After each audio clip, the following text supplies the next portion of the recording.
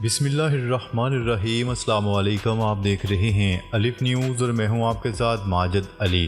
شامل کرتے ہیں آج کی آن لائن ہیڈ لائنز۔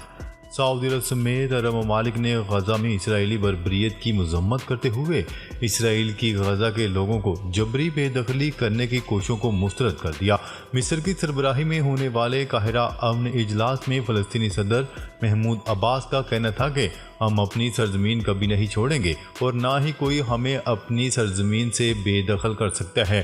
سعودی عرب کے وزیر خارجہ شہزادہ فیصل بن فرحان کا کہنا تھا کہ فلسطین میں ہونے والے المناک واقعات جنگ بندی کے لیے فوری اقدامات کے متقاضی ہیں۔ اسرائیل نے قیدی لینے سے انکار کر دیا۔ اسرائیل نے انسانی بنیادوں پر حماس کی جانب سے انسانی بنیادوں پر 2 قیدیوں کو رہا کرنے سے پیشکش مسترد کر دی۔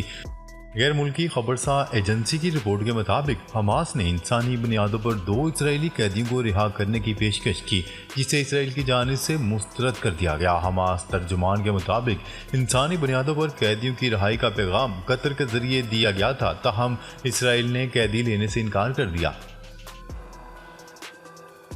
اسرائیل کا غزہ کی پٹی پر حملے تیز کرنے کا اعلان۔ اسرائیلی فوج نے ہفتے کی شام اعلان کیا تھا کہ وہ حماس کے زیر کنٹرول غزہ کی پٹی پر حملے کے اگلے مرحلے کی تیاری کے لیے غزہ پر اپنے حملوں کو تیز کرنے جا رہی ہے۔ غزہ میں اسرائیلی فوج اور فلسطینی گروپوں کے درمیان جنگ 70ویں روز میں داخل ہو گئی۔ عرب میڈیا کے مطابق اسرائیلی فوج کے ترجمان نے کہا ہے کہ ہمیں جنگ کے اگلے مرحلے میں بہترین ممکنہ حالات میں داخل ہونا چاہیے۔ مشرق وسطی کی صورتحال، سعودی ولی عہد سے امریکی سینیٹر کی ملاقات۔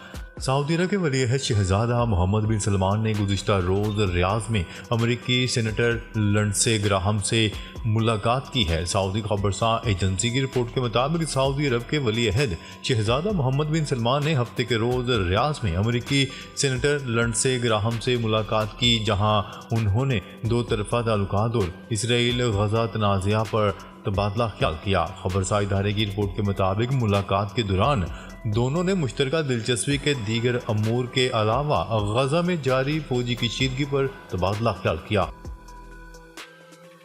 امریکہ کی ایران کو وارننگ اور اسرائیل کی حمایت میں قرارداد پیش۔ امریکہ نے اقوام متحدہ کی سلامتی کونسل میں ایک مسودہ قرارداد پیش کیا ہے، جس میں اسرائیل کو اپنے دفاع کے حق کی حمایت کی گئی ہے اور ایران سے مطالبہ کیا گیا ہے کہ وہ اپنی وفاداریاں ملیشیاؤں اور گروہوں کو ہتھیاروں کی برآمد بند کرے جو پورے خطے میں امن و سلامتی کو خطرے میں ڈال رہی ہے۔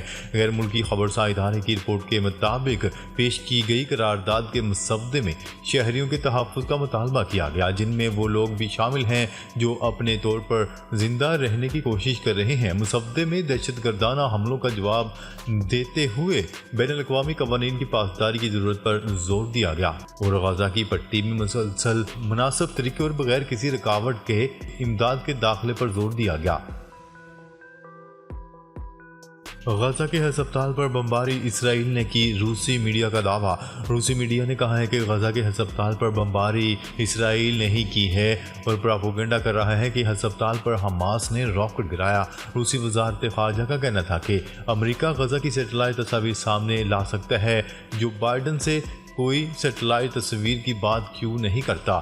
امریکی نشریاتی ادارے CNN نے اسرائیل کو بری الذمہ قرار دیتے ہوئے کہا کہ تصاویر کے فورینزک سے ظاہر ہوتا ہے کہ یہ اسرائیل کا فضائی حملہ نہیں تھا۔ روسی صدر ولادیمیر پوٹن نے غزہ کے ہسپتال پر اسرائیل کی جانب سے کی گئی وحشیانہ بمباری کو بڑی تباہی قرار دیا۔ پوٹن کا کہنا تھا کہ ہسپتال پر ہونے والی بمباری بہت تکلیف دہ منظر ہے، سینکڑوں ہلاکتیں اور درجنوں زخمی، ایک بڑی تباہی ہے۔ حماس اسرائیل تنازعہ، امریکی وزیر خارجہ اینتھنی بلنکن کا لبنانی عوام سے حمایت کا مطالبہ۔ اینتھنی بلنکن کی لبنان کے وزیر اعظم نجیب مکاتی سے اسرائیل لبنان سرحد کشیدگی پر گفتگو ہوئی۔ اینتھنی بلنکن کا کہنا تھا کہ واشنگٹن سمجھتا ہے کہ لبنانی مسلح افواج انٹرنل سیکیورٹی فورسز لبنان کے استحکام کی واحد قانونی ضامن ہے۔ انہوں نے کہا ہے کہ حماس اسرائیل تنازع میں لبنان کو گھسیٹنے سے لبنانی عوام پر اثر پڑے گا۔ امریکہ کا مشرق وسطی میں میزائل دفاعی نظام بھیجنے کا اعلان۔ بین الاقوامی میڈیا کی رپورٹ کے مطابق پینٹاگون نے مشرق وسطی میں امریکی فوجیوں پر حالیہ حملوں کے جواب میں خطے میں terminal high altitude area defence THAAD system اور اضافی Patriot air defence missile system battalion بھیجنے کا اعلان کر دیا۔ اسرائیل حماس تنازع کے دوران علاقائی کشیدگی بڑھنے کے بعد واشنگٹن ایران کے حمایت یافتہ گروپس کی سرگرمیوں پر کڑی نظر رکھے ہوئے ہے۔ اس حوالے سے امریکی وزیر دفاع لارڈ آسٹن کا کہنا تھا کہ خطے میں اضافی فوجیوں کو تیار رہنے کی ہدایت کر رکھی ہے۔ عاطف اسلم نے مظلوم فلسطینیوں کے لیے 1.5 کروڑ روپے عطیہ کر دیے۔ اسرائیل کی جانب سے فلسطینیوں پر مسلسل حملوں کا سلسلہ جاری ہے، جس میں بچے اور خواتین سمیت شہید ہونے والوں کی تعداد 4,385 تک جا پہنچی۔ فلسطینیوں کی مدد کے لیے پاکستان سمیت مختلف ممالک کی جانب سے انسانی امداد بھیجی جا رہی ہیں۔ ایسے میں عاطف اسلم بھی پیچھے نہ رہ سکے۔ رفح کراسنگ سے اسرائیلی بمباری سے تباہ غزہ کے لیے 20 امدادی ٹرک روانہ۔ فلسطینی گروپ حماس کے مطابق 20 امدادی ٹرکوں پر مشتمل ایک قافلہ ہفتے کے روز مصر رفح بارڈر کے ذریعے غزہ کی پٹی میں داخل ہوا، جس میں ادویات اور خوراک کا سامان تھا۔ تفصیلات کے مطابق 3,000 ٹن امداد لے کر جانے والے 20 سے زائد ٹرک غزہ جانے کے لیے کئی دنوں سے کراسنگ کے قریب کھڑے تھے۔ حماس کے میڈیا آفس نے قبل ازیں کہا کہ آج امدادی قافلے میں 20 ٹرک شامل ہیں جو ادویات، طبی سامان اور محدود مقدار میں کھانے پینے کی اشیاء لے کر جا رہے ہیں۔ امریکہ میں بھارتی سفارت خانے کے باہر سکھوں کا احتجاج، خالصتان کے حق میں نعرے۔ عالمی خبررساں ادارے کی رپورٹ کے مطابق کینیڈا اور برطانیہ کے بعد اب امریکہ میں بھی سکھوں نے بھارتی سفارت خانے کے سامنے احتجاجی مظاہرہ کیا اور سکھ رہنما ہردیپ سنگھ نجر کے قتل کی تحقیقات کا مطالبہ کیا۔ مظاہرین سے خطاب کرتے ہوئے سکھ رہنماؤں نے کہا کہ امریکہ سکھوں کے حقوق کے تحفظ اور خالصتان کے قیام کے لیے بھارت پر اپنا اثر و رسوخ استعمال کرے۔ عدالتی حکم کی تعمیل نہ کرنے پر امریکی سابق صدر ڈونلڈ ٹرمپ پر $5,000 جرمانہ۔ امریکہ کے سابق صدر ڈونلڈ ٹرمپ کے سول فراڈ مقدمے میں عدالتی حکم کی مکمل تعمیل نہ کرنے پر $5,000 کا جرمانہ عائد کرتے ہوئے خبردار کیا گیا ہے کہ اگر آئندہ ایسا ہوا تو جیل بھیج دیا جائے گا۔ عالمی خبررساں ادارے کی رپورٹ کے مطابق امریکی جج نے 77 سالہ سابق صدر ڈونلڈ ٹرمپ کو حکم دیا تھا کہ وہ 10 روز میں جرمانہ new York lawyers fund client protection میں جمع کروا دیں۔ وسطی لندن میں پھر بڑا مظاہرہ، فری فلسطین کے نعروں سے گونج اٹھا۔ غزہ پر اسرائیلی جارحیت کے خلاف لندن میں ایک اور بڑا احتجاجی مظاہرہ کیا گیا۔ مظاہرے میں مسلمانوں سمیت ہر رنگ و نسل اور مذہب کے لوگوں نے شرکت کی۔ وسطی لندن مظاہرین کے فری فلسطین کے نعروں سے گونج اٹھا۔ شرکاء نے مطالبہ کیا کہ فلسطین کی نسل کشی کا سلسلہ بند کروایا جائے۔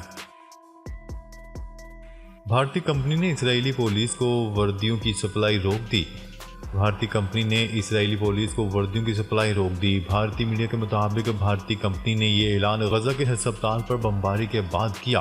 میڈیا رپورٹس میں بتایا گیا کہ غزہ کے ہسپتال پر اسرائیلی بمباری میں 500 سے زائد فلسطینی شہید ہوئے تھے۔ اسی حوالے سے بھارتی کمپنی کے ایم ڈی نے اپنے ویڈیو پیغام میں کہا کہ اسرائیلی پولیس کی وردیوں کی سپلائی روکنے کا اخلاقی بنیادوں پر فیصلہ ہے، کیونکہ ہسپتال پر بمباری، بچوں اور عورتوں کو قتل کرنا ناقابل قبول ہے۔ چیئرمین پاکستان تحریک انصاف عمران خان کے بیٹے والد سے ٹیلی فونک گفتگو کے دوران آبدیدہ ہو گئے۔ Chairman P T I Imran Khan نے اڈیالہ جیل سے اپنے بیٹوں سے ٹیلی فونک گفتگو کی۔ گفتگو کے دوران ان کے بیٹے جذباتی ہو گئے۔ واٹس ایپ پر کال تقریباً 30 منٹ تک جاری رہی۔ ذرائع کے مطابق چیئرمین پی ٹی آئی کو ان کے بیٹوں سے واٹس ایپ کے ذریعے کال 4 سے 5 بجے کے درمیان ملا کر دی گئی تھی۔ سانحہ 9 مئی فوجی عدالتوں میں سویلینز کا ٹرائل شروع ہو گیا۔ وفاقی حکومت نے عدالت کو متفرق درخواستوں میں سویلینز کے فوجی عدالتوں میں ٹرائل سے آگاہ کر دیا۔ وفاق کی درخواستوں میں کہا گیا ہے کہ سپریم کورٹ کے 3 اگست کے حکم نامے کی روشنی میں عدالت کو ٹرائلز شروع ہونے کے حوالے سے آگاہ کیا جا رہا ہے۔ فوجی تحویل میں لیے گئے افراد کو پاکستان آرمی ایکٹ 1952 اور آفیشل سیکرٹ ایکٹ کے تحت گرفتار کیا گیا تھا۔